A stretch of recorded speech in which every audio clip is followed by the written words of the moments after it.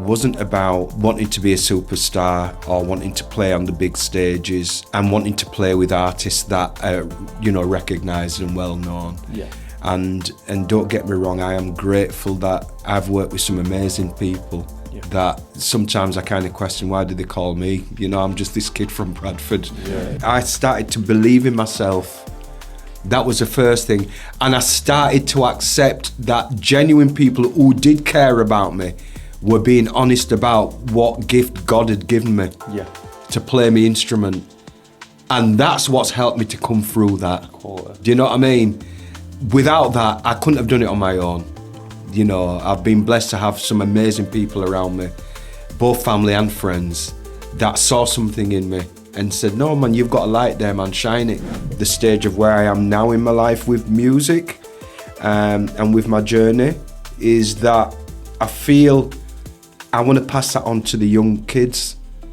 I want them to realise that they're blessed. What they have inside is more powerful than anything that they can visualise in that remit or in that world, or what people say how they have to live and how they have to conduct themselves and what they have to wear, how they have to look. They can choose that from within.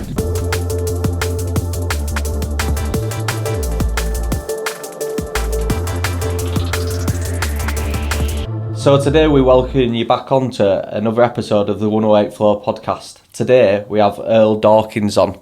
That's it. A music producer, a musician, and now teacher, and many hats really. Well, yeah. And you're here to share the journey. Yeah, I mean, it's been a journey. Yeah, very much so. How far back do we go? Where did your first love for music come from? It started when I was probably about 9 or 10 years old. And I remember my mum used to play the piano. Oh, cool. And we had like an old piano in our house. So she used to always be playing like church hymns and stuff from a book because she could read music. And one day she says, oh, come and sit and watch what I'm doing. So I sat outside of her and she started showing me some stuff, and then I started basically copying what she was doing. Yeah. And she said, okay, I want you to try and see if you can play this. These are the notes here. So I started playing it. But what she didn't realise at the time was that I was actually copying what she was doing rather than reading the notes because I just didn't get it. It just seemed a bit too, weird to me. So she says, all right then, I'm going to put this other song on. It's got the same notes in it, but in a different order. And then that's when she found out that really I was cheating. I was playing what they call by ear. Yeah. So just basically what I'm hearing, I'm just mimicking it, you know what I mean? And she said, well, it looks like that's the way you're going to be doing it, so just continue that way. So I got the green light from her, which was great, you know what I mean? And I just started really homing in on the guitar. Yeah. And then a friend of mine one day just says, oh, let me just show you some chords. And he showed me some chords. And then I was very fortunate that my godmother had got me an acoustic guitar for my birthday when I was about 11. Oh, nice. And I just started playing that every night when I got home from school. I just was infatuated by it. When all my mates were going out playing outside, are you going to come and play on your skateboard? Nah, it's all right. I'm going to play on my guitar. And that was it. I was hooked ever since from that point. I admire that though. I've tried. Yeah, have you? I tried it the last few years and I wasn't great at it. It's just one of them things. I just think it's either it's something that you just feel in here. Yeah. And you just naturally just want to do it. And I just knew then that's the instrument I want to play. Yeah. You know what I mean?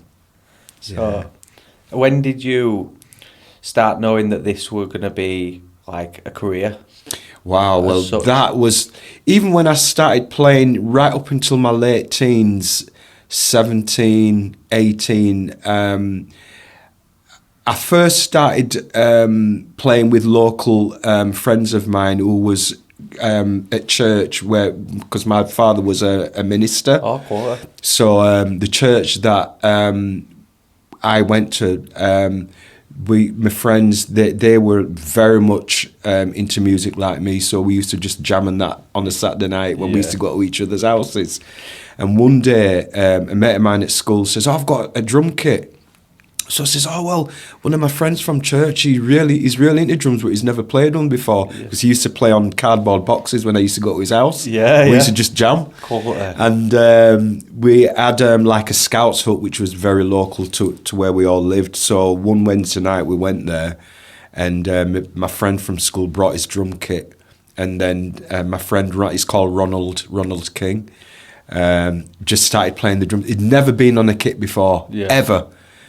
And he just started playing. What he was playing on the boxes, that, you know what I mean? The cardboard boxes at home, he played the same rhythm. And I just went, you can play? How did you learn that? He just went, I don't know. Like a duck to water. And that was it. And then we actually ended up forming a band at church called Freedom. Yeah. And then we used to kind of go and play at local events. And we used to have these things called programs where they used to have an event where people used to go and sing and stuff like that. Yeah. And we used to just play and back them. Oh, cool. And then one day we ended up doing our own songs and stuff as a band. And we started going around and playing at all these different churches and concerts and stuff. Yeah. I was probably about 14 then. And I just thought, this is what I want to do. Yeah, it looks like a magical time. It was. I was just in dreamland with music. You know, do you think there's still a lot of that about then, that kind of atmosphere? Or do you think we've lost that a bit? Do you know what? What I found really interesting, and this has really been recently, probably over the last year or so since I've gone back to teaching, is that the young kids are under the age of 15. They're the ones that's feeling that I got. They could relate, because I talked to them about it. You know, why do you want to do music? Oh yeah, I really like it, and I like these beats and so on. But the excitement within the conversation is what I'm noticing, and it's the same kind of feeling that I had when I first started. So I think we're going to have a resurgence of it, and I think it's going to be the young kids who are kind of like under the age of 14, 15. They're the ones that's going to bring that natural kind of excitement then, of a better word, because it's like with music, soul music, when it actually meant so. Like I've started my colleague who I work with, and I noticed him because once I'd had like this awakening. It was the first time I'd really listened to music and the lyrics, and I was pointing it out to him, and he went, everything has a message within it, the soul music. He's like, I can do it, you can do it. Like if you put your mind to it, I forgot what song it's called, but it is, and it's like, if you try it again, and you listen to Drab now, and it's just repeated. Do you know what I mean? Exactly. And you're like, there's a message within it, and it seems to be held back. There's a lot. Hopefully it is coming back. Yeah. I think the turning point with the young kids is that they don't look at what we call superstars, like my generation, where there was a divide, where if you were a pop star, you were up here. And if you're just a local musician who plays within your own kind of city and play at your local pubs, then you're just kind of like just an average musician. I think that divide's changing. And I think the young kids are kind of looking at that whole world as really, we don't get excited about who's a superstar. Because I listen to someone who's from some estate down London who's doing some trap music, and I like what he's doing because it's real. Yeah. And for some reason, I can relate to that more than someone who's got all the best clothes. All accolades as well. And I think that's really where the turning point's starting to happen. Well, that's what I think. That's what we look for in everything. We want everything to be relatable, and that's where you feel it the most. Absolutely. I think I've had it when I was doing podcasts, because I listened to the Know Thyself, and I was like, I'm not as great with my words. But then I don't need comparing yourself to anyone is bad anyway. And I'm from a working class, so I can relate to people like on myself. another. Yeah, so I'm in an area where exactly where I need to be. Yeah, I get that. So I can relate to that. And I think for me, what's really been the journey is being the love and the passion of being able to do something that makes me feel better. And I think, and I can't speak for everyone, but I know for me, music has been a very therapeutic Yeah. thing, because what it's enabled me to do is, when times have been hard or when I can't see the light at the end of the tunnel, if I pick that guitar up and play it, for some reason, all my troubles goes away. You like channel it out. Absolutely, and I feel that that has been really the crux of it. Really, for me, it wasn't about wanting to be a superstar or wanting to play on the big stages, and wanting to play with artists that are, recognised and well known. Yeah. And don't get me wrong, I am grateful that I've worked with some amazing people. Yeah. That, sometimes I kind of question, why do they call me? I'm just this kid from Bradford. Yeah. You know what I mean? Who doesn't really. Because you were doing it for there, weren't you? And I think that's really the thing that's kept me going with music. It was definitely a therapeutic, soul-searching journey. And I think maybe because there was a lot of things that I had to question as a young kid growing up with my upbringing. Yeah. And, don't get me wrong, I absolutely adored and loved my parents. They were amazing people. Yeah. But they only knew what they knew from their journey, coming from Jamaica and, bringing up 3 kids in England, knowing that the culture was different. Yeah. And their fears about certain things. I'll give you one example. The first time I ever did a gig outside of playing within the remit of religion and church was I did a gig at Queen's Hall in Bradford, and a friend of mine has said to me, I'd love you to come and play. I met him in a local music shop in Bradford, and he said, I'd love you to come and play. So I says, what time's the gig? He says, you need to be there about 11:30, 12 o'clock at night. And I thought, well, how am I going to sneak out of the house to go and do this gig? Because my parents won't accept me doing it. Yeah. If I said to them, Mum and Dad, I want to go and do it, they wouldn't accept it, because they saw music outside of gospel music or church music as being evil. Yeah, forbidden. And forbidden. And I can understand why they felt that, because of the messages within the lyrics and the connotations within music and what it brings to certain people. But I had to do it. So what I ended up doing was, before my mum and dad came home from work, I hid my guitar underneath the cellar steps and put loads of grass and everything over it so they could see it when they walked in. When they went to bed, I actually literally sneaked out my bedroom window and used blankets to make a rope to climb down so that I could sneak out and do this gig. Cool. So I went and did the gig, came back home about 1:30, 1:45, and then my dad met me at the door as if to say, what you doing? And my mum said, leave it, we'll talk to him. Yeah. You know what I mean, in the morning kind of thing. But that's how much I wanted. I was prepared to take whatever it was. You got to go against the grain on some stuff, haven't you? That's right. And that's what it was. I bet you're glad you did. Absolutely. How long did it take to win them over then?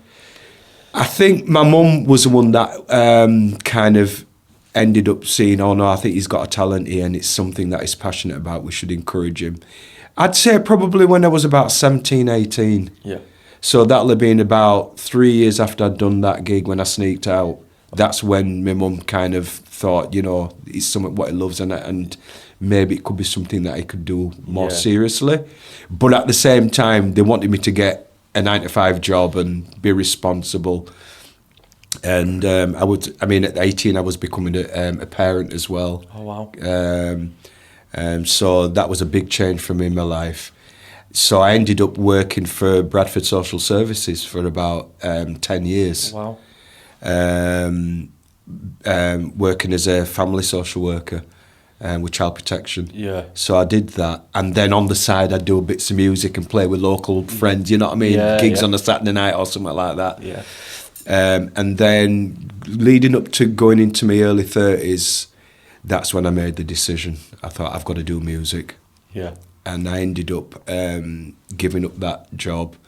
And I went down to London, stayed with some friends, and then went to a rehearsal with a saxophone player who had a band called the Jazz Warriors. It was called Courtney Pine. Oh, cool. And I sat and just watched them play and rehearse and everything. And then after the rehearsal, I had my guitar with me. So I says, "Oh, plug in and have a bit of a jam." So I had a bit of a jam with them. And then that night they were doing a gig. And I ended up going to the gig and then jamming with them and stuff like that. You know what I mean? I bet you built some good relationships then along the way. Absolutely. And then that's how I kind of got into the whole world of being a session musician, because your name gets passed about. And then I ended up working with this keyboard player from America called Lonnie Liston Smith. And that was kind of the first major tour that I'd ever done. Yeah. I did about 17, 18 dates with him. Did you? In England and Europe, and that was massive because I used to listen to his records. Yeah, so like that was the thing, you know, and that was a dream for me. Yeah, to play with him because I loved his music. Yeah, and I couldn't believe it when it happened. You just keep on pinching yourself. It was one of them, and it was absolutely amazing. So I started working with them, did the tour, came back, and then I ended up meeting up with.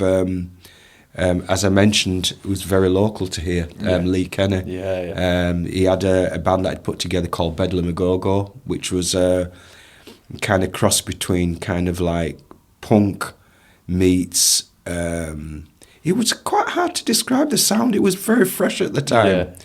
Quite unique. Yeah. And Lee's just a great artist, a great singer, great writer. And I was very fortunate to play with him and the rest of the band at the time. And then he ended up reforming a band called LSK, which was called Lee Stephen Kenny, but it was under the name LSK, and we ended up doing some gigs and stuff. Oh, cool. And that really went well. I did an album. And that was my first time actually kind of working in... a situation where when you're actually working on an album, there's a process. Yeah. I wasn't aware of it prior to that. Going in the studio and working on songs and then working on guitar parts and stuff like that. How does that process then go?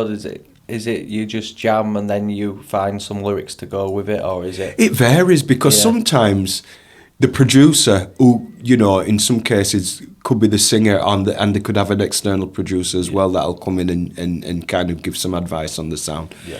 Would probably say, "Oh, Chris, I've got an idea here. Can you hear this riff?" kind of thing, and they'll sing it to you. Yeah. And I'll just jam around with it and play around with it. Go, yeah, try that. Yeah. And then they'll put the track on, and then I'll just play and go, "Yep, that's the one." It must be so cool. That. Oh, I love it. I love it. I just love the freedom of being able to express what you're feeling and put that on a record, and it works. Do you also, when you're going through different emotions, like say if you're going through a bit of an hard time in life, do you feel like that also comes out within the absolutely in the music? Many a times, and they're like, "No, can you cut that back? Yeah, can you go away and have a bit of a nice day, come back with some anger and all that coming out? Oh yeah, that's happened many a time. Yeah. Many a times. You want to do the Hendrix thing with the guitar and trash it, but no. I mean, people who know me know that I'm not like that. I'm usually much more chilled out, but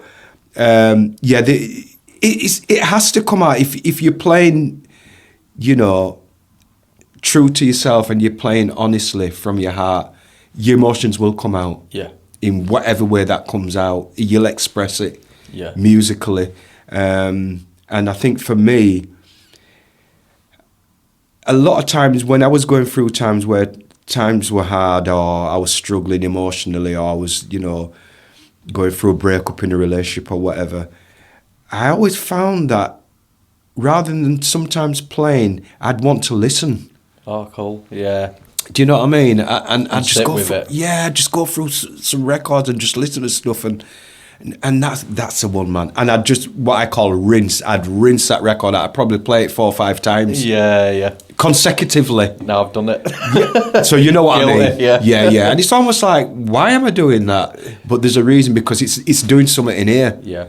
It's healing the soul in some way. Do you know what I mean? It's when you hear that certain song or there's certain parts of certain lyrics and it'll just, the goosebumps. And exactly. I try to explain that to my friends, like when I've hit meditation and it'll do the same thing. Yeah. It'll just, it lifts you. It lifts you. And but you just, like brush over it all the time until I've started to get more in touch with stuff. You're like, that's just the soul knowing. Yeah, absolutely, absolutely. The soul knows when you need to discharge something out of your system. It knows. And for me, I've got a channel which, you know, is my music, that I can do it through that. Yeah. You know what I mean? But I think the other side of it is, and you know, this is really important to me as part of my journey, because when I first started out, I was very, very, very in tune with my spirituality as a young teenager. I used to go to church regularly. Yeah. It was a big part of my life. And I went through a path where I suppose a detour, trying to find myself. Went through a lot of different kind of stages in my life where, you know, like you do, you're not quite sure who you are. Yeah. If that makes any sense. No, but you're like, I did the same way. I just lost my way. I'd got to a point where I was doing the same things and it won't work, and I felt I was feeling more of a disconnect, but still have the awareness that it wasn't fitting anymore. Exactly. But I was still doing a routinal thing, innit? It's almost like you feel like you have to do it because you've always done it. Yeah. Rather than thinking, actually, sometimes you need to look at channeling that energy in a way that change is actually sometimes a good thing. I think not a bad thing. Yeah, it is. I had to learn that. Yeah, and it's an hard process because it's hard. The unknown. And when you start going on this self-development of change, you're looking around and like you can't see the end point. You don't know where you're gonna end up. No, so you don't. Like, you're clinging on to old, but that's making you miserable as well. Absolutely, absolutely. And I think for me that was a massive lesson that I had to learn, especially you know, having my children, because I've got 4 amazing daughters. You know, I love them to bits. And I've got 4 grandkids as well. Oh, lovely. So I'm blessed right round. Oh, cool. And, you know, my whole family have always supported me and backed me and always believed in me. Yeah. And I think that's been a massive part of me continuing on the road of doing what I love, which is my music, because of them, you know, saying, Dad, we know that this is what you love, just do it. Yeah. You know, and that for me meant so much, because I went through a stage of almost feeling guilty of being away, especially touring, and not spending much time with them, and that was like hard. A heavy load.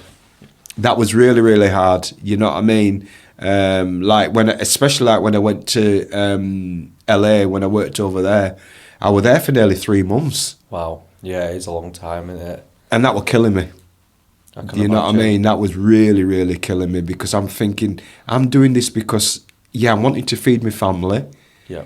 But at the same time, I want to be around them. I want to be able to nurture them. I want to be able to have fun times with them and all that. But I had to be away to work. Yeah. You know what I mean? Caught in like a double bind, aren't you? Absolutely. Absolutely. It's so. I was watching a thing with it's just saying men just want to be respected within that order, and that's where the families over recent years have been going on the decline. And it's not been held up, and it's I agree. All this,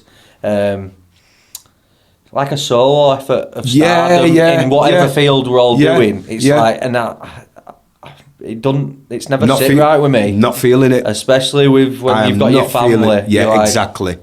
They're the superstars. Yeah, of course they are. The ones that show you love, they're the superstars. And that's why, for me, you know, don't get me wrong, there's some amazing artists out there. And, you know, I think, you know, that, you know, some of them have got the right messages that they're putting out there, because I've heard it and I can relate to it. Yeah.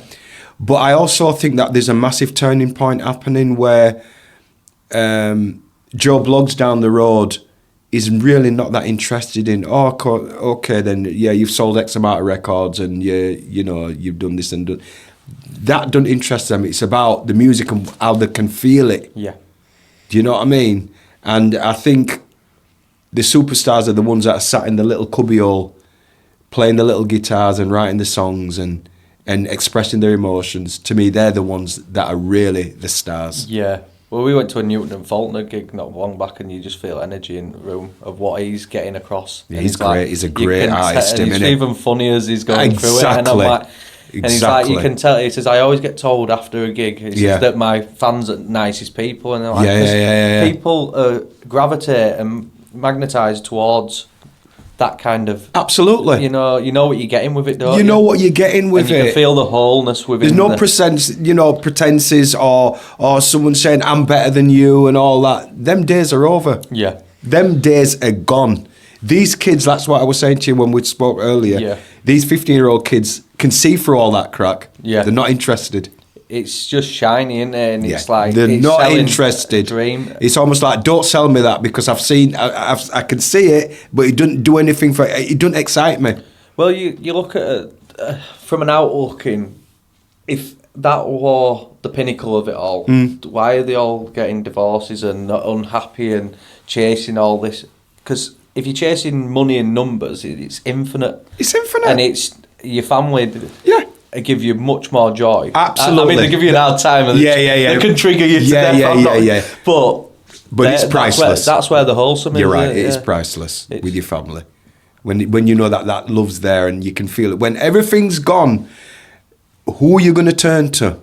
Yeah. That's what you got to look at. Who are you going to turn to? So this whole thing about, people feeling that, they're on this scale up. To me, I think it's more about we should be looking at the inner journey, what's going on inside. Yeah. Because once you can sort out what's going on inside, it projects itself to your physical world.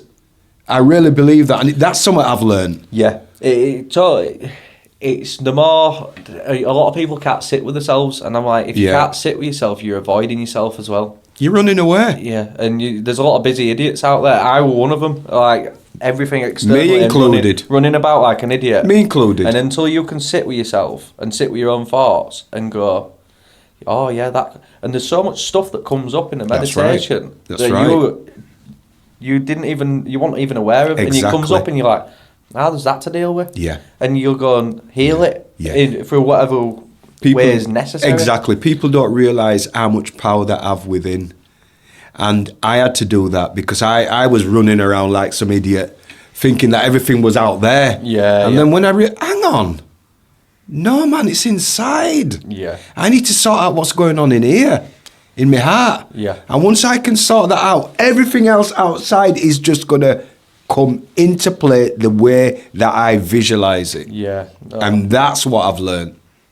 It's cool. Have you wrote any songs then? Yeah, I've brought out an album called Hero's Journey. All right.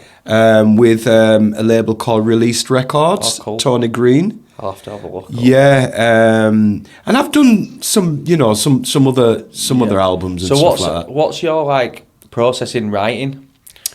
Gosh, writing's really weird with me. I mean, sometimes when you feel the need. Yeah, I mean, sometimes I'll be just sat at home and I'll be doing something completely different and cooking food or whatever, and then randomly I'll just have a hook that'll come in my head lyrically. Yeah. And I have to run and get my notebook, write it down, and while the food's cooking, I end up writing a whole song. And I tend to write songs, especially songs lyrically, without the instrument in my hand. That's man. I can hear the music in my head. Yeah. And I can hear where everything can go, oh yeah, I can hear the bass line, yeah, what kind of beat I want on it. And it's all made up in my head. So by the time I'm ready to make it, I've already got it. That's cool, isn't it? So a lot of times I make music like that. Cool. Let me just shut this down. Yeah. I'll keep on continuing.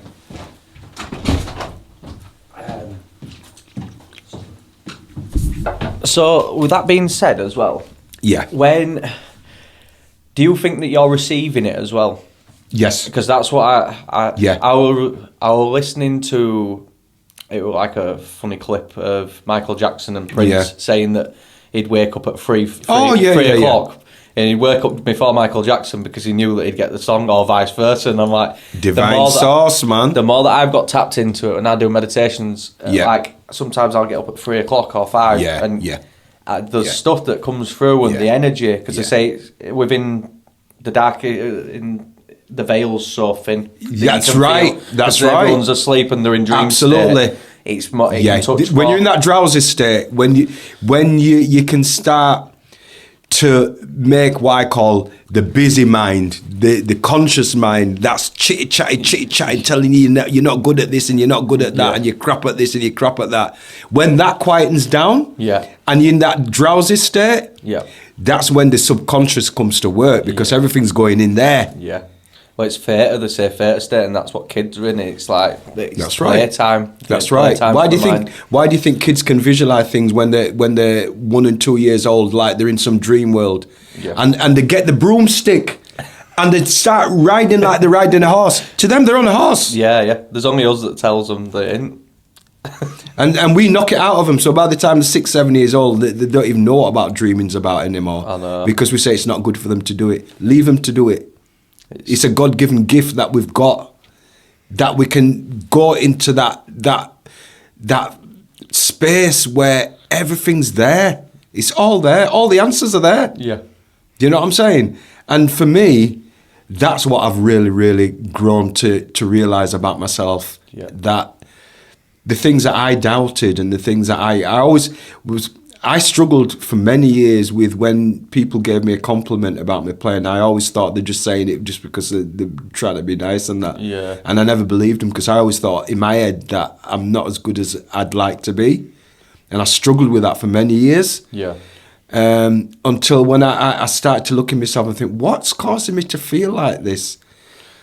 And I had to look back on things that had gone on in my past. And I think this is really relevant, because it all ties in to whatever goal. It could be music, it could be any other career that people choose in life. But when I was 16 and I got my first Saturday job in Bradford, it was at a retail store that used to sell jeans and suits and stuff, men's clothes.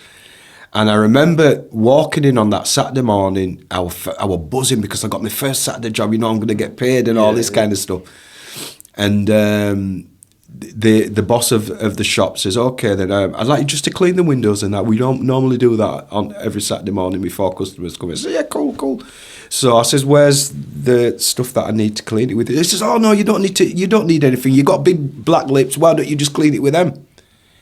And I remember that 1978. For the first time in my life, my heart sunk, and I didn't know why I felt like that. It was a weird feeling, because it wasn't something where we talked about racism and it was a real big thing in our family, because my parents were loving parents, so we never really talked like that. No. So for me, as a 16-year-old kid who'd never really been out there, being protected and cocooned by my family that loved me, to hear that, I didn't know what to say. Yeah, I bet you did. But I remember, like tears nearly coming down my eyes, and I didn't know why I wanted to cry, and I thought, I don't want him to see me being emotional about it. Yeah. So I just kind of laughed it off. Yeah, pushed that emotion down, But I think that had a very, very negative effect on how I dealt with things proceeding after that, because I thought to be accepted, I've got to kind of like don't cause any ruffles. Don't challenge anything. Don't shine better than you should, And that wasn't a good thing, because I kept it inside rather than expressing it to my family and expressing what had happened. I just kept it inside for years. Yeah. But I always had that feeling. And really, I've kind of, over the years, had to deal with that in so many different ways, where I've had to kind of like build my confidence up and think, actually, I'm all right. Yeah. I don't need to worry about all that crap that was said then. Yeah. Because that's not me. No. That was his issue, not mine. Him just projecting, about his insecurities.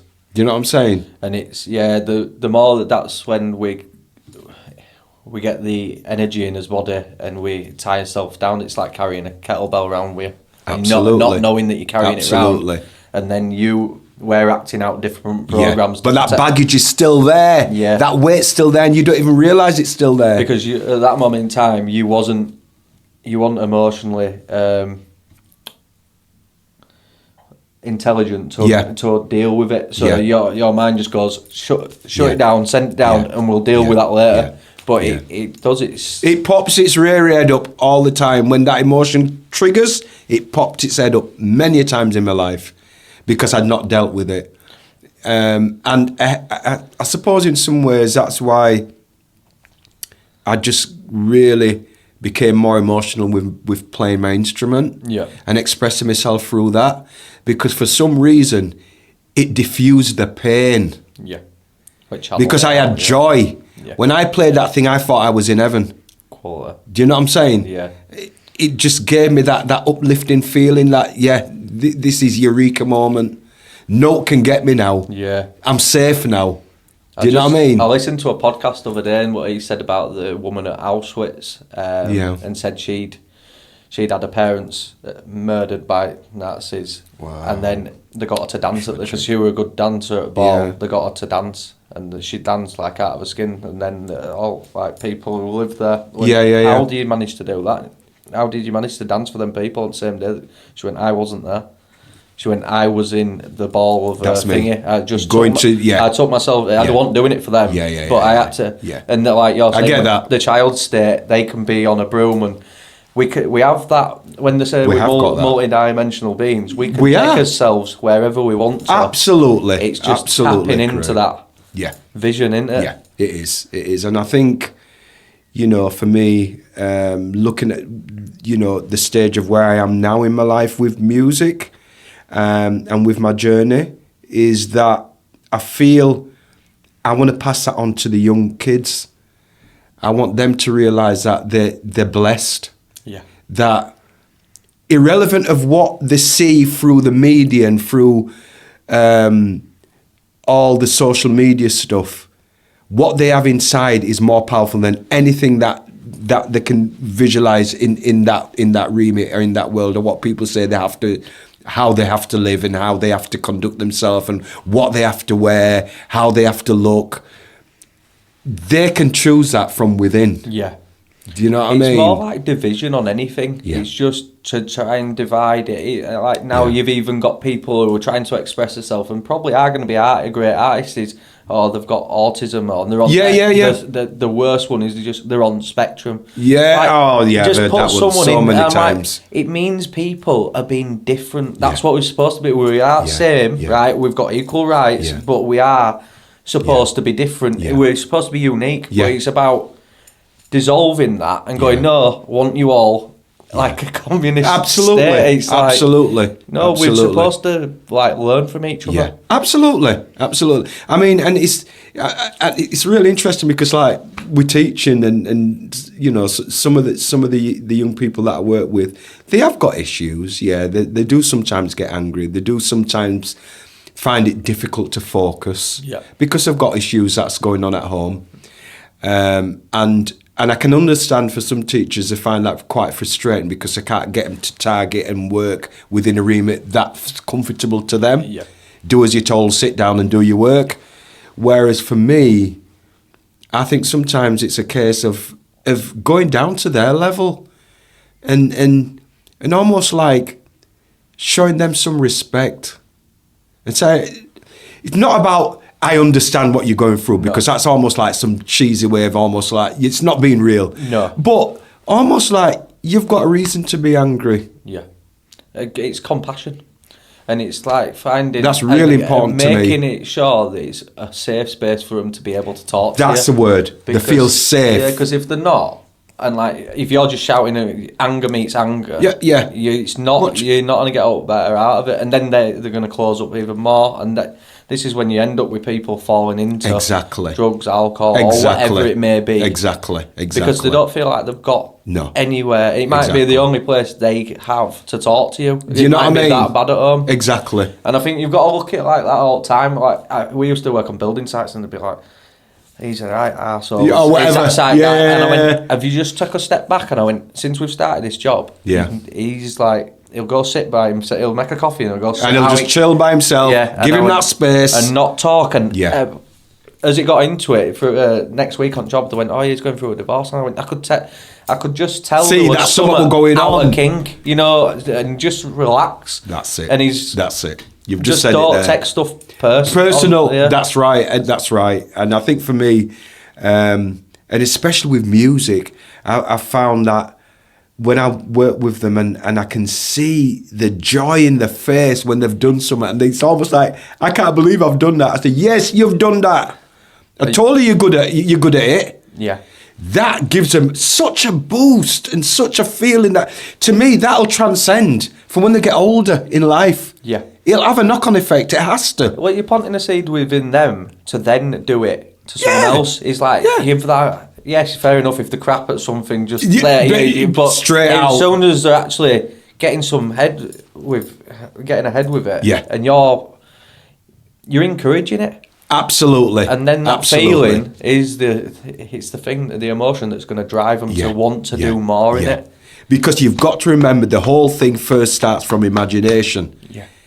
It's that kid having a vision, hearing that thing in their head and thinking, when I go on that tool, be it a computer, whatever that they're going to make that beat on, they want to do something what they're hearing in their head, and they want it to sound good. Yeah. And if you can encourage that and support that and let them know that you're on the side and you're giving them the thumbs up, it makes a massive difference. Yeah. Oh, that's cool. Rather than this, he's always he's always messing about, he never comes in class, he's always running about.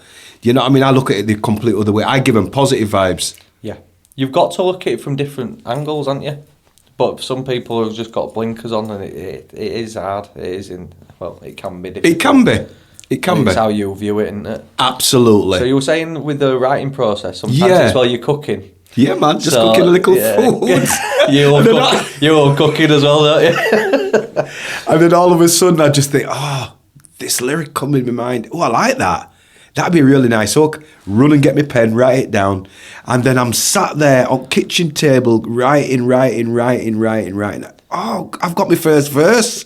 Cool. And that, a lot of it comes like that. Amazing. I love that feeling. I was saying to Zoe, and I've said to a couple of people over the years, I'd love to write in my lifetime, I want to write a song. And pass it to someone to play it. I've got no interest in playing it. I'd love to. Yeah, but you'd just love to hear. But I'd love to be able to go to a concert, even if it's a little one, and just be in there, and see people.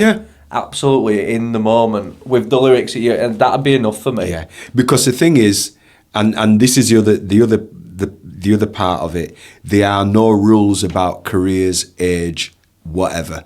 You choose what feels right in your heart to do at the time when it feels right to do it. Yeah. And I'm a massive believer in that, because I think we've been sold this dream that, if you're not a footballer by the time you're 35, you might as well, you know what I mean? Yeah. If you don't do music you're too old to do it now, don't bother with it.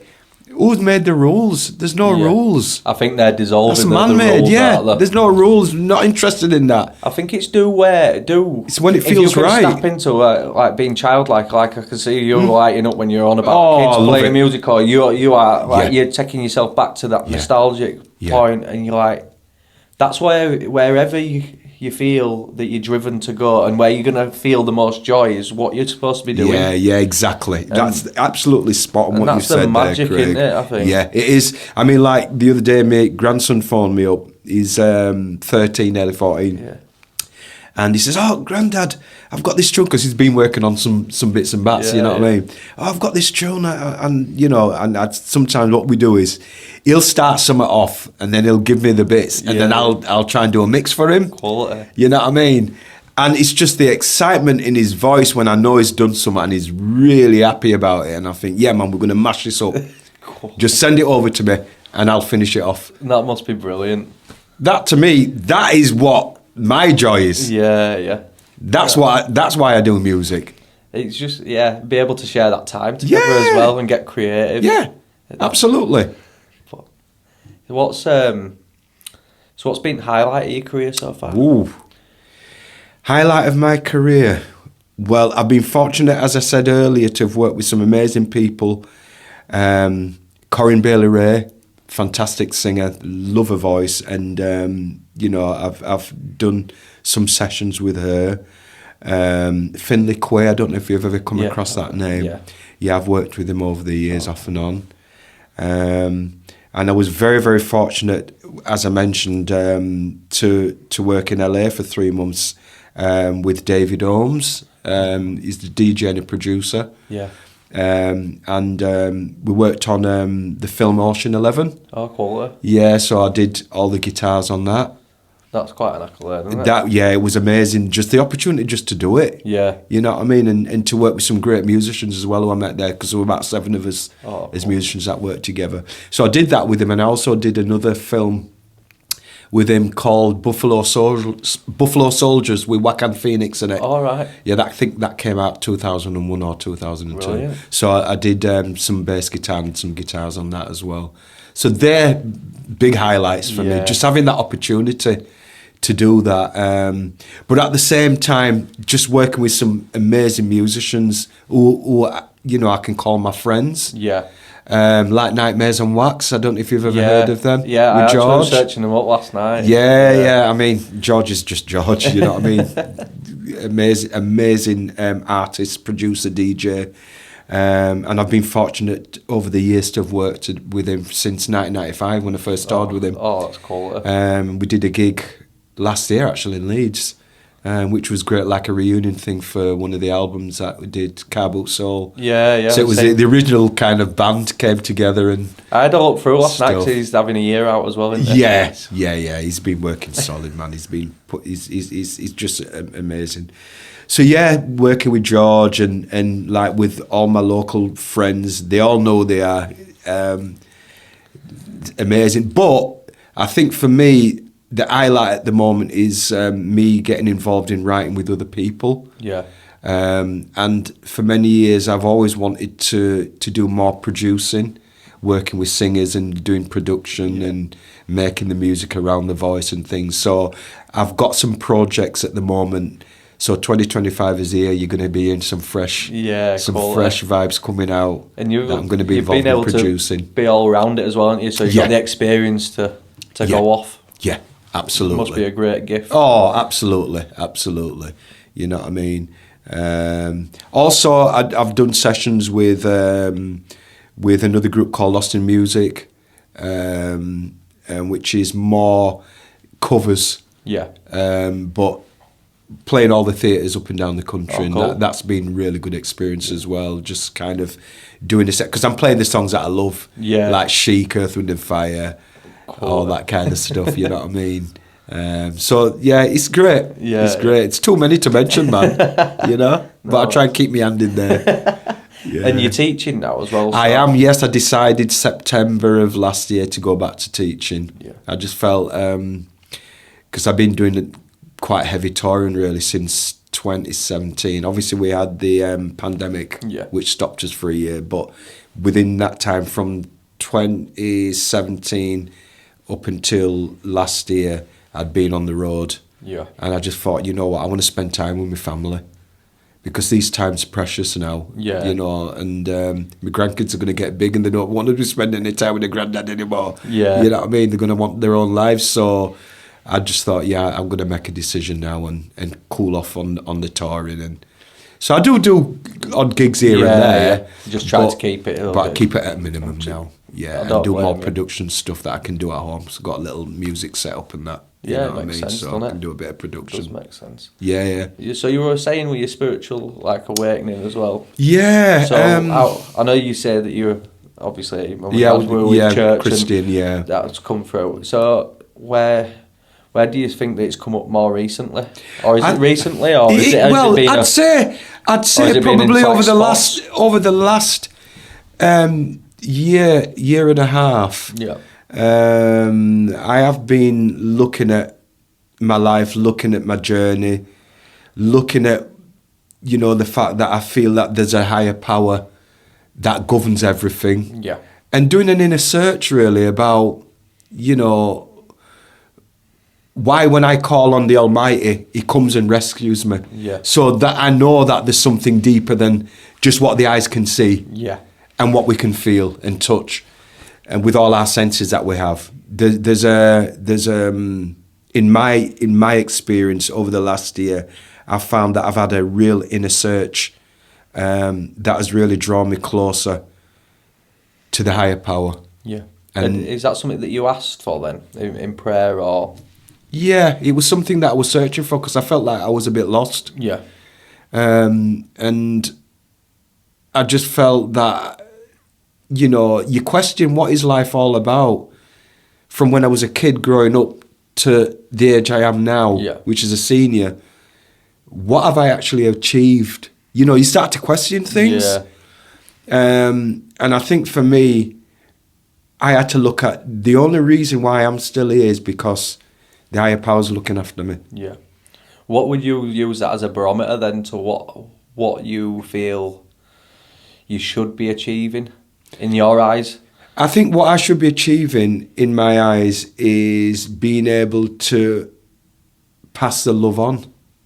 Because to me, that's what I've realised, that so many people are living a life of hurt and pain, struggle, competition, trying to keep up with the Mr. and Mrs. Joneses because they've been fed that dream, including myself.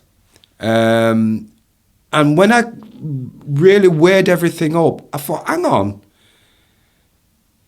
I'm probably one of the richest, wealthiest man on this planet because look at my kids and my grandkids. That's when I started to realise the light went on. The things that can't be taken away. Yeah. And I think it's as well, and it's going to go to the question about music and how powerful it is and how it can bring changes. I think you've been doing it all along unknowingly. It's how it makes you feel, but also it's your gift to give to other people. Yes. Because how you make people feel I want to pass it on. Is what changes the world. And absolutely. I think that's the power of music. Absolutely. Absolutely. That's why I think there's a big attack on just putting the same chorus out with let's get drunk every week. The same message. Once you start siphoning the message and the top whatever's in the top 10 now, the message, if you looked for the message, there'd be nothing good about family or what soul music were doing and hip hop and the rest of it. But you feel that's coming back now? I feel it's coming back because I've homed in on artists that I feel was trying to send that message through the music. You know, like people like Nick Drake. Yeah.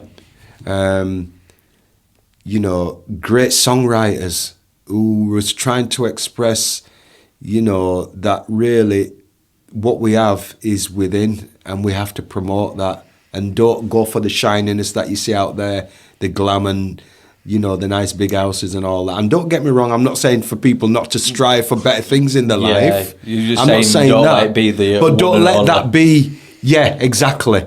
You know what I mean? Don't let that be your thirst. That once you've done that, that's it. Because it's not about that. You know, wealth or whatever you want to look at is something that goes through you. You don't try and hone it like this. You know what I mean? And say, look at what I've got and look at this and that. You're below me. And to me, it's not about that because we're all the same. Yeah. And we're all interconnected, whether people like it or not. Yeah. So, you know what I mean? We're all souls. We're all interconnected in the universe. So whatever energy you put out there, other people are going to feel it. Yeah.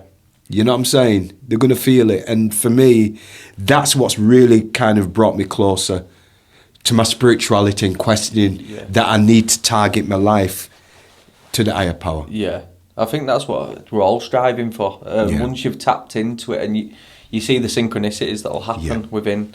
Like the other week, I was doing a bowel cleanse and I was asking for strength. And I thought I was just asking for strength for that. And like, I was giving things that were testing me out like that. And I'm like, it's because it's seeing if the loads heavy, but you wouldn't be giving it if you can't take you wouldn't be giving it if you... Exactly. And I think it is fascinating how that higher power knows exactly where to put you. And it's all there. I mean, I've got a lot of friends that are completely, they're just atheists and like, you know, and I'm like, just try for 1 week, whatever problems you've got going in your life, go with an intention and just tell me how it worked, how it turned out. It's not. I say you'll try loads of beers at bar that costs money. You know what you're getting. This is free. Yeah, I mean, there was something that I put in, and I thought, going back to what you said, it's like wherever energy goes, attention, energy flows. Yeah. So if you're in that negative vibe, you know what's going to happen. It's going to come like thunder and lightning. Do you think it's going to go away? No, because we're like magnets. Yeah. It's whatever. It's like the lenses that you see. The boomerang's going to come back. Yeah, and it's the lenses that you put on. The lad who I work with, he said today, we were on about Leeds playing, and he says, they're boring to watch the lad who's got a season ticket, and he came back to it and he went, you know what, he said, they were really boring last night, and Daz went, it's mad that, innit? And I went, yeah, because you give him the lens, but I went, so you've got to be very careful. That's a power that you know that you've got now. Absolutely. You've made the unconscious conscious. Absolutely. So now you know the power, throughout your day, the people that you meet, you have a chance to make them look at the world in a different set of view. Yeah.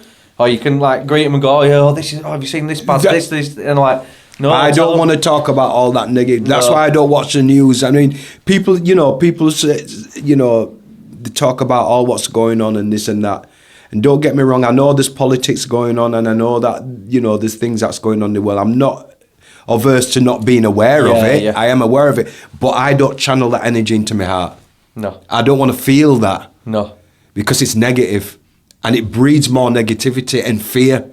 And I think most people in life are living in fear because you put the news on, and what do you hear? You don't hear no joy. No. Well, it's that one story at the end after they've crushed you.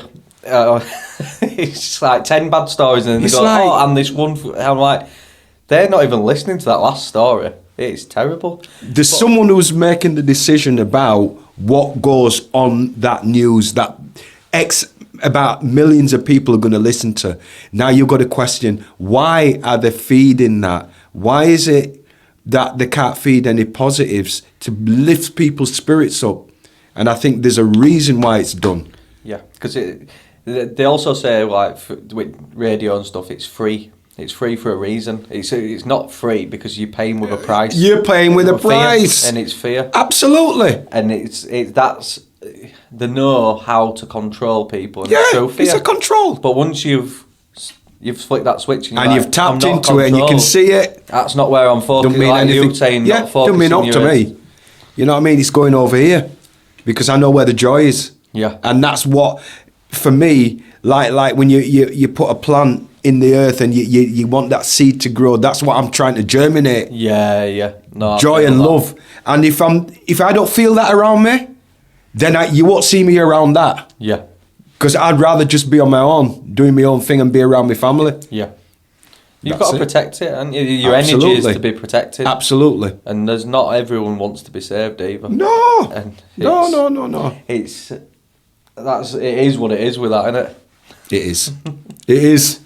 You know what I mean? So what you were saying earlier, I know we're going to track back a bit. Yeah. You know when you said that you being called that comment in the shop. Yeah. And how have you dealt with that yourself? I know because you were saying with the music, because you told me recently you said that it's took you right back to that point. Yeah. How have you overcome? Just because if anyone's listening, just the toolkit that you used. Well, what I did, or what I worked through, was first of all I started to believe in myself. That was the first thing, and I started to accept that genuine people who did care about me were being honest about what gift God had given me. Yeah. To play my instrument, and that's what's helped me to come through that. Quality. Do you know what I mean? Without that, I couldn't have done it on my own. You know, I've been blessed to have some amazing people around me, both family and friends, that saw something in me and said, no, man, you've got a light there, man, shine it. Yeah. You know what I mean? And I think that's the thing that, for me, has really helped me to grow and accept, actually, you don't need to take on that crap that went on when you were 16 years old. Let it go. Yeah. You're better than that. Yeah. You know what I mean? And show it love. I think, and that's where people get a bit mistaken, is if we hold on to that that anger, it's only us who's holding it. That's right. And it's only us You're who's never going to resolve it. And you like never you were saying forwards. with that compassion, you like he might. Yeah. He's been taught by his father. Absolutely. And it's like absolutely, he's got the issue. He's just regurgitated. Yeah, and I'm not angry with him or anything like that. No. You know what I mean? And if I was to see him today, I wouldn't show him no anger. No, because breeding anger doesn't help. An eye for an eye leaves the world blind. That's right. So for me, that's how I've dealt with it. You know what I mean? And I know everybody who's going through situations in their life where they've been trodden on, or they feel like people are looking at them as being less than who they are. They've got to try and look within themselves and go, where's that coming from? That's what someone's verbally said to them. The issue is actually not them. The issue is the person who said it. Yeah. And once you start accepting that, that's when you realise that you got power. Yeah. A lot more power than you ever thought you had. Do you know what I'm saying? Yeah. Because at the end of the day, I love myself. And once you can reach to that point and feel that, that's the most amazing feeling that you could ever have. That's where you feel comfortable within yourself, because you're not bothered. You're not going to take anyone else's criticism on board your. Well, no. A ship can't sink if it's not got the water on board. That's right. You're not allowing it to come on, are you? I'm not allowing it to come on. So how is it going to go into my subconscious space? It's not going to live anywhere. No. It's just going to vaporise like smoke does. That's it. So what? With musicians and most artists, why do you think they're more tapped in to the spiritual realm? I feel that there is a connection between music and the spiritual realm, because everything that exists on this planet is vibration. We all vibrate, everything. So when it goes down to the molecules and they look within you, everything is vibration. Yeah. So people who play an instrument can instantly feel that. Yeah. And I think that's what draws that connection to the spirituality, because they realise that the whole thing is actually all on the one plane. Yeah. I'm fascinated by the cymatics. Oh. When you watch the cymatics, I'm like, I can't get that anyone else in absolutely like it's amazing, blow their head off. It's amazing, isn't it? Kids should be shown that. Innit? From the very young age. Absolutely. Going in and going, yeah, this is what music does. And yeah. They're like, and you're 70% water. So, innit? And it'd be like, you know what I mean? Light bulb more. Absolutely. And that's why when, you know, when you ask the question about why does a lot of music, they can relate to it because there's an entanglement between the vibration and the emotion. So when you're playing that instrument, and especially when you're on your own, and you are going through stuff, there's a feeling that you get sometimes that connects, and when it does connect, it's like a discharge. I mean, I've found myself playing sometime when I've had to put the guitar down because I'm crying tears. Yeah. Literally. I'm not ashamed to say it. I'm telling you. I can imagine. It's happened a few times. And I've had to put the guitar down, I've had to get it and wipe my eyes, you know what I mean? The whole thing just pours out. And you know what? I feel so much better when it's happened. Just feel lighter. So much lighter. I've had it with music. You know what I mean? There's a few tracks that I could go on to now if I were having a bit of a downtime. And there's ones that have bobbed up that I didn't even know. No. And I was like, and it took me back to like when I was like 5, 6. And I'm exactly. Like, where the hell did that That's come a journey. From? And I didn't realise that were a thing. It's a massive thing. And it's a massive thing. But yeah, I think that's why a lot of musicians really can relate to being connected to the spiritual realm through music. Yeah, I totally get that. So, what is your views on the church? And are you still like Jesus Christ and all? I mean, where's that lie with you?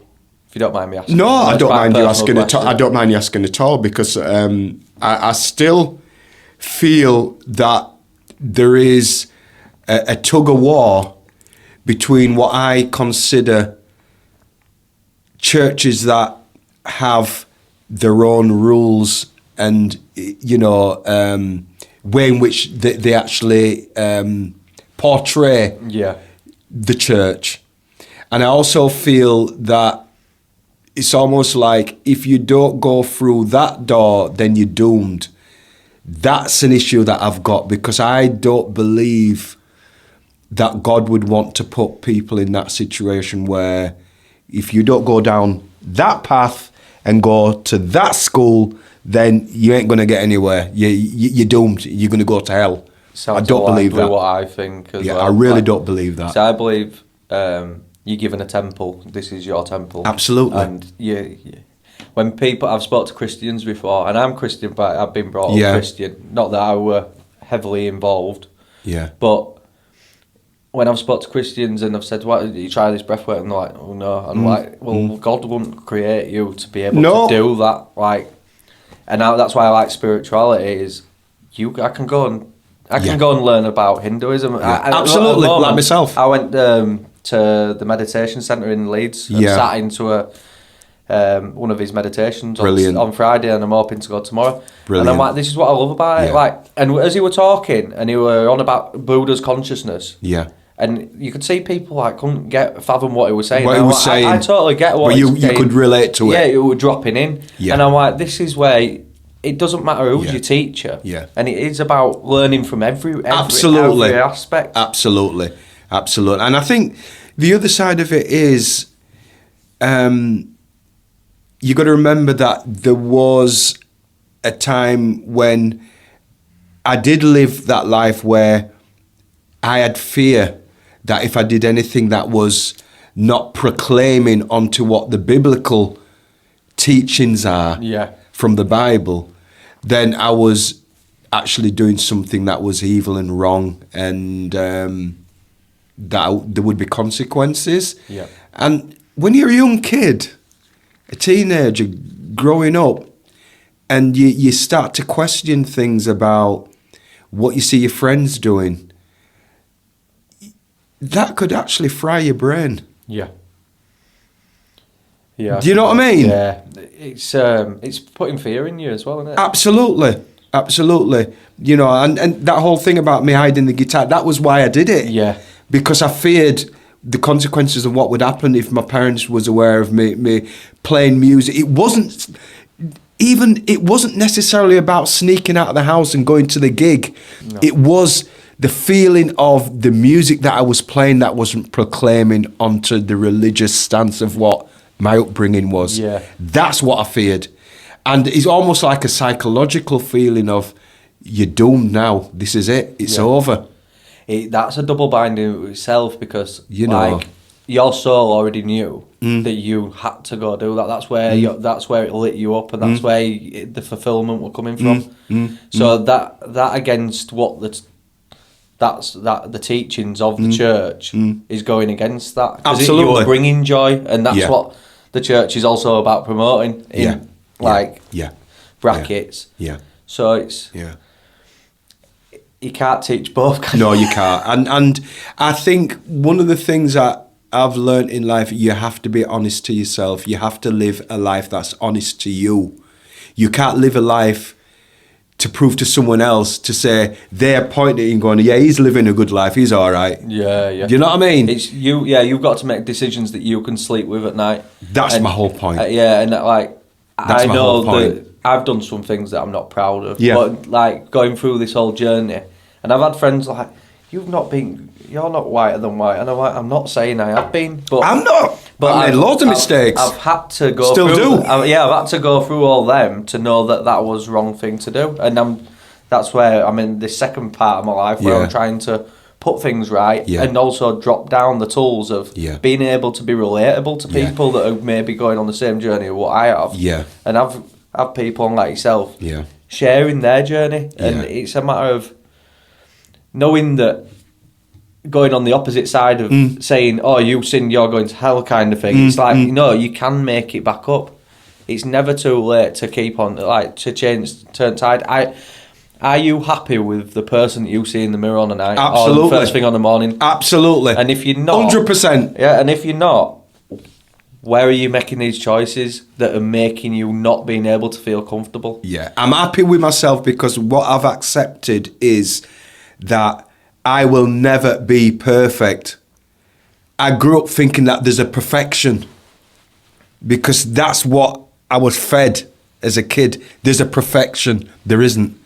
We as human beings, as species, have been created to go through the fact that we're going to go through crap, we're going to fall, we're going to graze our knees, we're going to mess up. Yeah. But the lesson is when you get up and you realise that, and you can look back and go, I've learnt from that. Yeah. To me, that's what our journey is about. Yeah. And that's what I've grown to realise. It took me a lot of years to find it. Oh, but I'm finding it now. You've got to make the mistakes.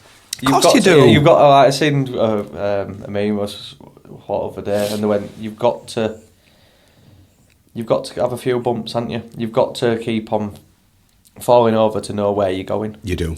And it's like even moon and even perfect. Is it? Exactly. Well, with all indentations in. I know exactly what you're saying. Imperfect. But that to me is a fundamental, and I think that is what's important to feed to your kids, to the young people, to let them realise that they shouldn't fear living life. Life is supposed to be joy, not fear. Yeah.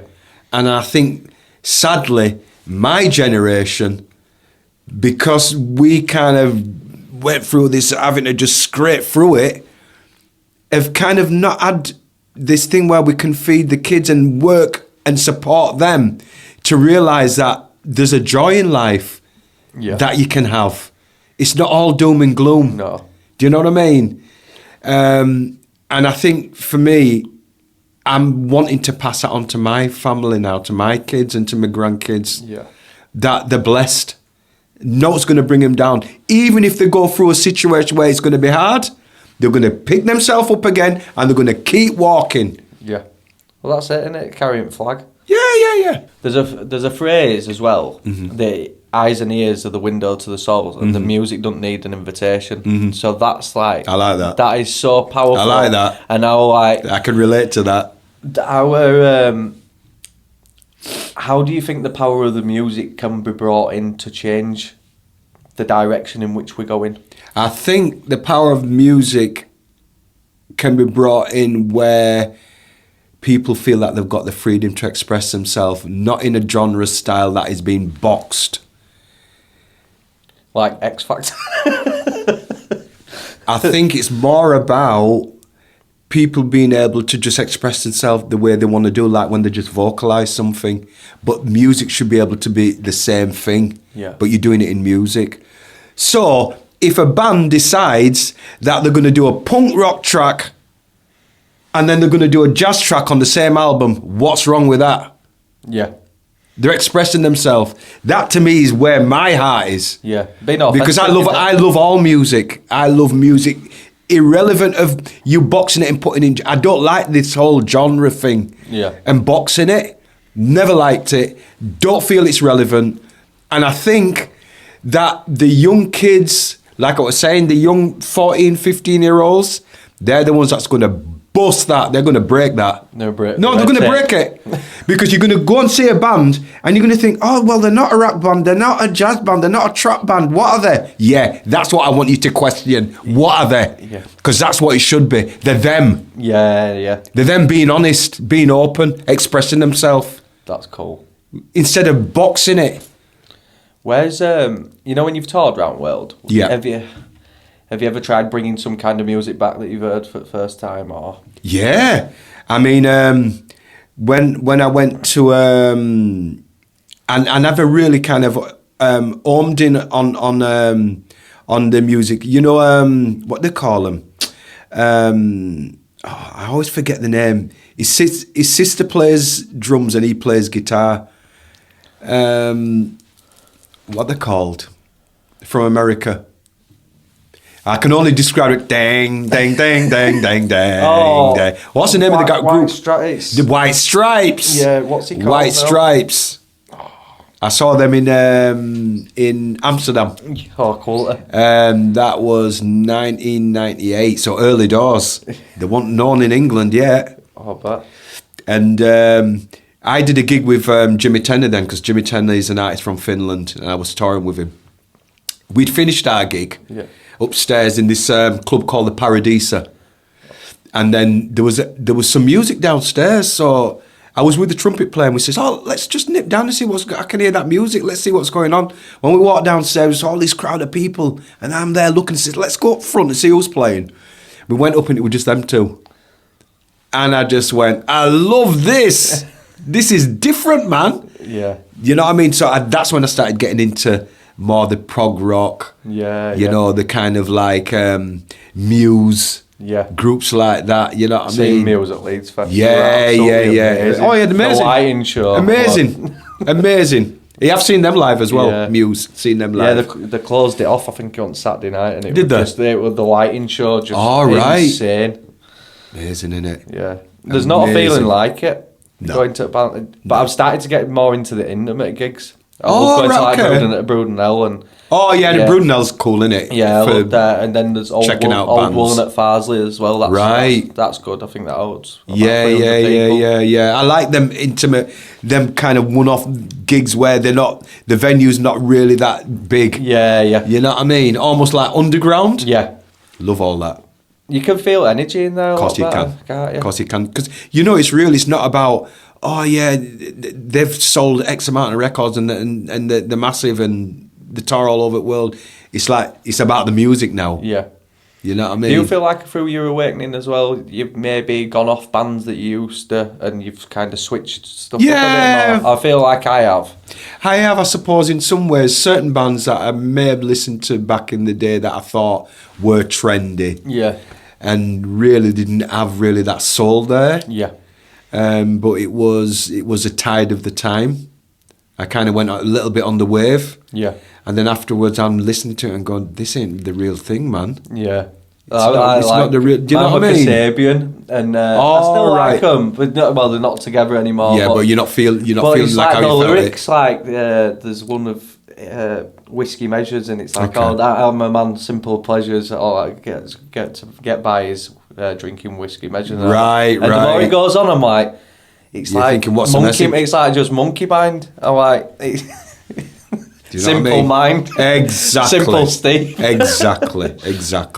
I mean, for example, there's what do you call it? A guy who I've worked with from Chicago and done a few gigs with him, called Pevin Everett. All right.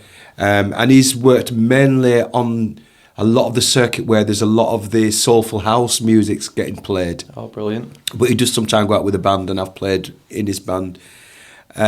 Great artist, phenomenal artist. The message he sends in his songs, his vibe, his feel.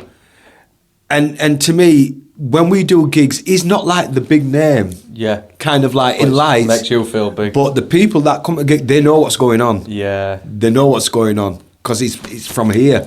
You know what I mean? And I love working with people like that. That feels like that's what's coming about now, though. I think it's people coming more getting like that. Drawn by the heart. By the feeling. It's not by... Someone's selling you this thing that you've read in a magazine or whatever. He's got 2 million followers or whatever. I'm like, I'm not bothered. No, I'm not bothered about that. If I want to talk to someone, I'll talk to them because they're on a level that I want to speak it's real. to.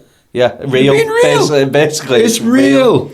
You know what I mean? It's not magic. It's No. not like Houdini. No, not interested. Not interested at all. You know what I mean? So I know it changes week for week for me. What's your favourite song of all time this week? And why? That's a good question. What's my favourite song of this week? I don't know if there's anything that I've really honed in on this week that I could say is my favourite song.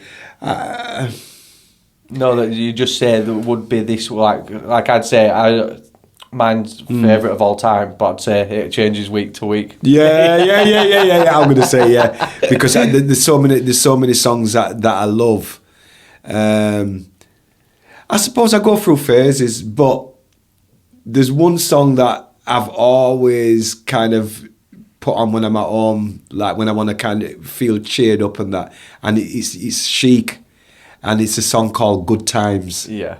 Cool. I just love the fact that it's just got, you want to smile when you hear it. Yeah.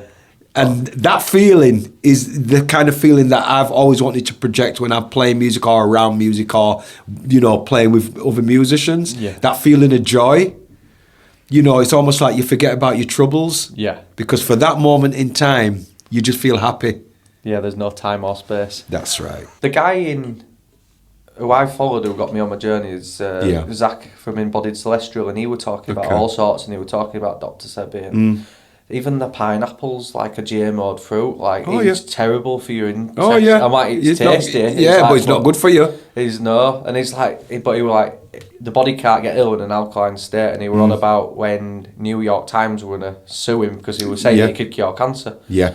Because it's a word under the government. Well, they own the patent. It's because it's a very thriving financial business. for the pharmacies. That's why. Well, they said the other day... Has been for donkey's years. If you wanted to know what we're wrong with the world and what's the most profitable things, which is health and war, he says it wouldn't be too hard to know what's going on. It's obvious, isn't it? Yeah. You're telling me with all the technology they've got, making quantum chips and all that they can't sort out cancer? Of course they can. They've been able to sort out cancer for donkey's years, but it's deliberate. I think all sound healing's working as well now, isn't it? Yeah. But yeah, he'd done 21 patients, didn't he? Because they were going to sue him. Did he? He got 21 patients against New York City I didn't know that. Times, and they said, give me 21 patients that were ill from all ailments. Yeah. Brought them all in, and he went, right, coconut water, 21 for the day fast, just on that. Every single one of them walked back through the door 21 days later. Absolutely gone. Wow. So it's the power of fasting and all. Wow. Yeah, exactly. Exactly. I didn't do it. They did it, yeah. Because we've got it within us. I just showed them knowledge. Yeah, it's within us. You know what I mean? We've all got it inside. It's fantastic. You know what I mean? Even the fasting, once you start to realise. Yeah. I've done fasting. Yeah. I do it one day a week, and I do it. I do it today because I'm doing a podcast. I feel like it channels more. Right. Okay. More for me, and then sometimes you'll hear that voice that's just do an extended one. Yeah. Brilliant. The mental clarity that comes with it is phenomenal. It's hard to even put into words, or the energy that you start to, once you go past that ketosis, is when your brain's going, no, you're going to die. Yeah. Once you break through that, it's an energy source that you've never been. Yeah. It's a funny one, isn't it, in life when, especially when you go through experience like what I went through. I nearly lost my sister a few years ago. She had bowel cancer. Oh wow! And that absolutely knocked me out, man. Because we were really close as a family, both me, my sister, and my brother. Because our parents are not here no more. They've passed on the other side. But my sister, man, when I went through that, that's when I realised, oh my God, I can't lose my sister, man. Our life is so, we think it's infinite, don't we? But then there's something that'll just come and just throw it all out of the window. Yeah. You know what I mean? It's a scary one. It's a scary one. Yeah, I've not had to. It is a scary one. Not close family. Not close enough where I don't know, and that's something I'll have to cross through when it comes to it. But you realise, you don't know how you're gonna deal with it, because I've always been quite. Even when my grandma and granddad passed, yes, I was close to them, but they were of age, so it was so you kind of accept it psychologically, don't you? They got to nice. You know they're gonna have to go. You know what I mean? They're elderly, they're frail. I don't know what I do with a younger one, and I don't. Touch wood, never have to go through that, because I think that's when it's a side swipe, isn't it? I've been through that. Have you? Yeah, I lost a daughter at 5.5 months old. Wow, sorry to Natasha, and that crippled me. Took me 3 years to get through that. And I think that's all part of who I am now. Yeah, definitely. I know it is. I know. It is. I mean, it's not like I don't feel like I can't talk about it, because I had to go through a lot of counselling. I bet. Yeah, over a years of counselling to work through that, because I just couldn't comprehend something like that happening to me. No. And then I realised, actually, this has happened to a lot of people. I'm not the only one. Yeah. And they have to find a way to deal with it. Did you find it easier talking to other people? Yes, I did. I did. Yeah. And especially the counselling. Yeah. Just being able to open up and be honest about, and think of the joy that I had, because she had such a smiley face. Yeah. You know what I mean? When I used to look at her in the cot, she just had the biggest smile in the world, just beamed. I says, I think sometimes I just think the Creator just thought she had her little time to give us that joy. Yeah. And I just look at the thing that makes me feel good in myself now dealing with it is just remembering the smile. Yeah. You know what I mean? You think it changed you? Yeah, absolutely. Yeah. Dealing with that, coming to terms with that. You know what I mean? I just watched that Ashley Kane. He went through the same, didn't he? Yeah, he did, yeah. Yeah, I remember hearing about that. Maybe from an outlook, he wasn't maybe the nicest person No. in a lot of it, maybe a lot of ego driven, but you look how it humbled him, and then Brought you look him at to reality. how much he's alchemising the pain into. That's right. Like, he's bringing so much joy to other people, but for doing charities, and then you're like, well, that, if everything's divine, is that what the creator would do? And he's like, you're going down this path here, we need to send you an angel. I know he calls it his a little angel, and it's... Yeah, it's almost like you question, why do certain things happen in your life the way it does?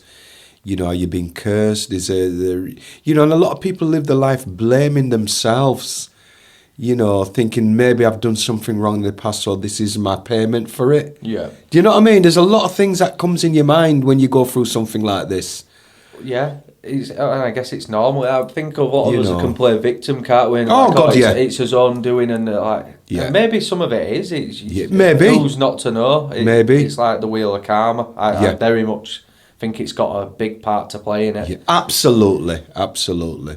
And that's why for me now, my family is just everything to me. Everything. I just feel that, the music, I love my music. I love the fact that at least I can play and express myself and express the joy that I have in my heart. But to be able to come back home and just be around my family, that to me is just magical. Yeah. That's the bit that I love. You know what I mean? Love that. It's if anyone could experience what it is to have a wholesome family, that's the It's one. a joy. That's a wealth. That is, to me, wealth people put with material things, and that's what I've learned. That my wealth is my family.